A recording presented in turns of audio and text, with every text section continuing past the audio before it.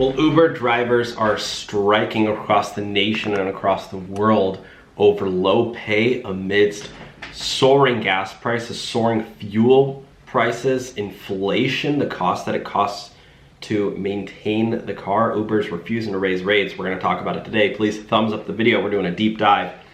There's a lot going on. So many drivers are quitting. Uber needs to raise prices for drivers. Give drivers better pay. Yeah, we're going to talk about that today. First off, in this today's update, Massachusetts court has just blocked gig worker ballot measure backed by Uber and Lyft. Wow. Massachusetts top court on Tuesday rejected a bid to ask voters whether app-based rideshare and delivery apps should be treated as independent contractors rather than employees.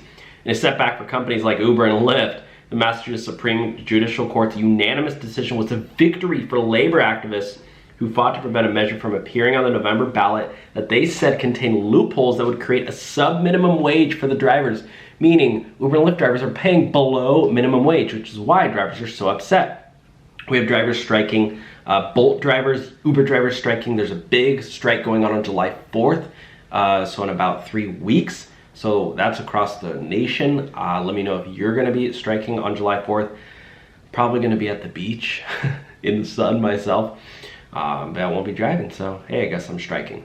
According to a report within the FT, the union will argue that these Estonian-based apps drivers should be recognized as workers under employment law. And listen to this, Portsmouth Uber drivers threaten strike action and road blockades due to poor treatment during the rise of fuel costs. Wow. Road blockades. Uber drivers have protested over the lack of support that they have received from the company as fuel prices soar and are planning a blockade if their latest plea falls on deaf ears. This is the second protest to take place this year where the drivers have demonstrated their frustration with the way they are being treated as a workforce, especially with the rise of fuel costs and the concerns over the cost of living crisis. Now, the final story is that Uber head of rides has quit the company. He's left. He's leaving the company. This is head of Uber's US and Canada rides division is leaving the company.